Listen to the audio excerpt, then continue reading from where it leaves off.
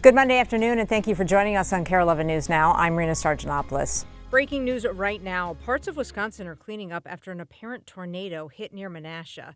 That's about a half hour north of Oshkosh along Lake Winnebago.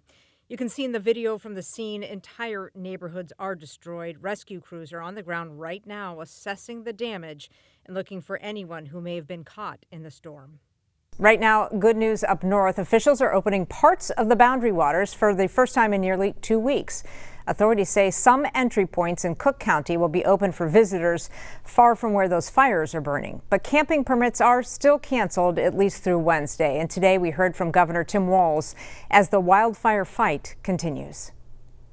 We can stay out of the way of the folks that are doing the fight and still make sure that we're doing the things that we want to do. Coming up here is what people look forward to all year, and the folks who are up here make a big chunk of their money during these summer months that are really important. Fires have been burning for nearly 3 weeks, sparked from lightning strikes. Officials estimate nearly 70,000 acres have burned in the Boundary Waters. More than 1,300 fire personnel are still working to put out those fires. Over in Europe, hundreds of thousands of people have now evacuated due to fast-spreading wildfires there. French and Spanish authorities issued more evacuation orders yesterday, displacing some 300,000 people. The fires have been raging for about 5 days now. French officials say at least 68 firefighters have been hurt. Parts of Europe these next few days are facing a heat wave with temperatures climbing into the triple digits with no rain in the forecast. Breaking this afternoon, authorities say they have arrested a 15-year-old in connection with a mass shooting in Seattle on Sunday. 3 people were killed, nearly 30 more were injured. Officials say they are still looking for at least one other suspect. Reed Binion has the latest. Jumped the fence quickly and I ran. And we saw people storming through the area. Witnesses reacting after a deadly mass shooting in Seattle. It happened Sunday at the Seattle Center, about a block from the city's iconic Space Needle. I saw families, kids, everyone just running out of the fair. The shots rang out at an annual food festival that features hundreds of local vendors and live music performances. There was one volley which we heard. A lot of people didn't react at first because we thought, oh, it must be firecrackers or something. But then there was a second volley. 2 witnesses at the festival said they heard 7 to 8 shots, with another person saying he heard even more. I would say at least 24 shots. It was multiple. It sounded like an automatic weapon. According to officials, at least 3 people have been killed. Several others were hospitalized, the youngest just 2 years old. Harborview Medical Center said late Sunday that all patients suffered gunshot wounds. In addition to local police and first responders, officers from several agencies, including the FBI, were on scene after the shooting. I'm Reed Binion reporting. This afternoon, Berlin's Pride celebration is turning into a growing memorial. Officials say a man rammed a car into a crowd there Saturday and stabbed people with a machete, killing 1 person and injuring around 30 others. German police killing that suspect yesterday following an overnight manhunt. Officials say officers opened fire after Abdul Belat charged at them with a knife. Authorities say the attacker is believed to be a terrorist, adding that the 21-year-old was radicalized and tried to join the Islamic State last year. Berlin Pride is one of the largest and most famous LGBTQ celebrations in Europe. We are now on the second day of a pause in strikes between the United States and Iran. It comes after nearly 2 weeks of attacks. Officials say they're trying to weigh more diplomatic options. NBC's Richard Engel has the latest from Jerusalem. For the first time in weeks, diplomacy does seem to be making some headway to try and stop or at least slow down the U.S.-Iran war. The Iranian Foreign Ministry said this morning that it is exchanging indirect messages with the Trump administration, and a senior Trump official said that U.S. military attacks on Iran have been paused to create space for diplomacy. And for the 3rd straight night, there were no U.S. attacks on Iranian territory. There were no Iranian strikes on U.S. military bases in the region. So a positive development. But the situation in the Red Sea remains an open question and remains very dangerous with serious economic implications. The tit-for-tat war between Houthi militiamen based in Yemen, who are backed by Iran, and Saudi Arabia remains unresolved. And now a new front in the Caspian Sea also appears to be opening.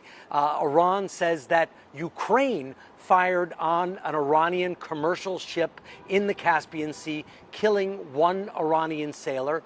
Iran says that the attack will not be unanswered, and Iran is also blaming Israel, saying that Israel encouraged Ukraine to carry out this attack. Ukraine has been long critical of Iran for supplying drones to Russia, which Russia has been using to carry out attacks against Ukrainian cities. Richard Engel, NBC News, Jerusalem. Protests are continuing in Madison, Wisconsin this afternoon, nearly 1 week after a black man was shot and killed by police. Officials say 38-year-old Kare Ruiz was shot after he allegedly pulled a knife on 4 officers. Businesses in the area say they're keeping their doors open and they're stepping up to help during the protests. Some offering water, air conditioning, and sign-making materials for those protesters. Others are even handing out food. Business owners say it's amazing to see so many stores standing in solidarity. Is I think one of the most beautiful silver linings we have right now is the community and the way that they're coming together in this way. I mean, honestly, the priority was to be there for the community. Like, we're probably not going to make anything in sales, really, but that's not the priority. Officials say right now the shooting is under investigation. Madison police say there is no body cam footage of the shooting since officers there are not required to wear body cameras.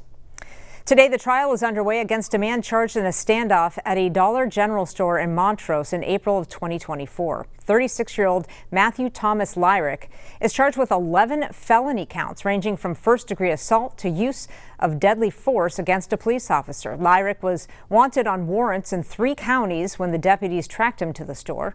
Court documents say he raised a gun at police when they tried to arrest him. He was shot multiple times by 2 deputies.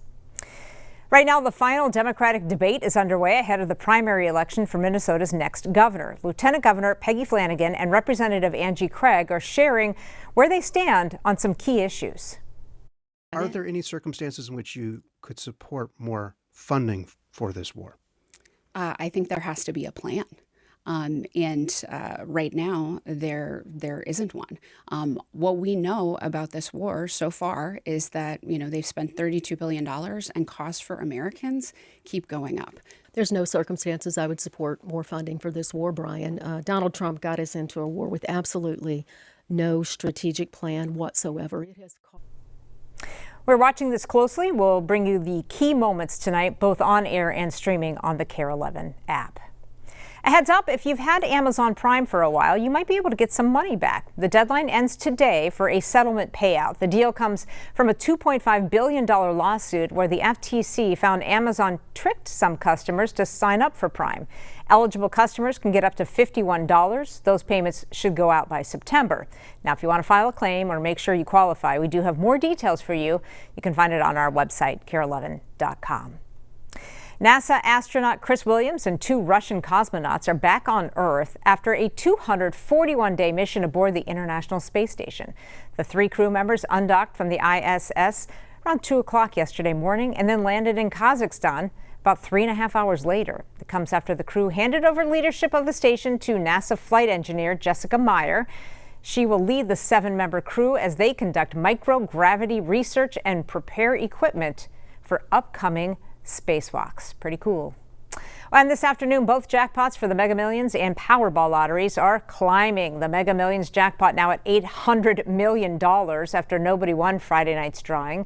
It is now the 10th biggest prize in the game's history. Powerball grand prize at $633 million after no one won Saturday night. The next Powerball drawing is tonight. The next Mega Millions drawing is tomorrow. Stick with us. More news and weather coming up after the break.